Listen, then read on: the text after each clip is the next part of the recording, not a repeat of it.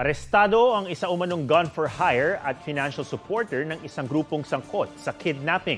May report si John Consulta.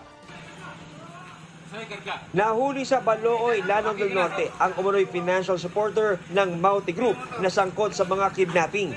Ayon sa PNP Anti-Kidnapping Group, isa ring gun for hire si Fahad Lumigus. Nakuhanan siya ng baril. Wala siyang pahayag.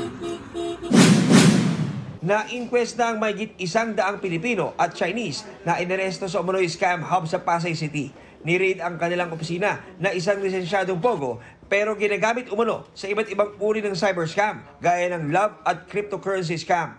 Kabilang sa mga kinasuhan ang admin ng isang floor na si alias Jenny. Si alias Jenny, dating sinagip ng Presidential Anti-Organized Crime Commission, DFA at DOJ sa Myanmar matapos takasan ang scam hub doon. Pagbalik sa Pilipinas, naakit daw siya sa isang ad para sa job opening na tumatanggap kahit lampas 30 years old na ang aplikante. Hindi niya raw alam na illegal ito.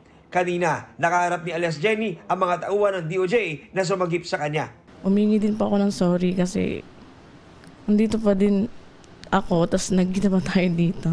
Pasensya na lang po, tapos sorry. Kailangan kong buhay yung anak ko, ako lang kasi mag-isa. So kailangan magtrabaho. Nadisgrasya sa motorsiklo ang isang mag-asawa at kanilang sanggol sa General Santos City. Sa investigasyon, pauwi na roon ang mag-anak nang masiraan ng brake ang motor sa palusong na kalsada at mag-overshoot. Nasawi ang 6 na buwang gulang na sanggol at ang kanyang ina. Sugatan naman ang ama at nagpapagaling na sa ospital. John Consulta, nagbabalita para sa GMA Integrated News.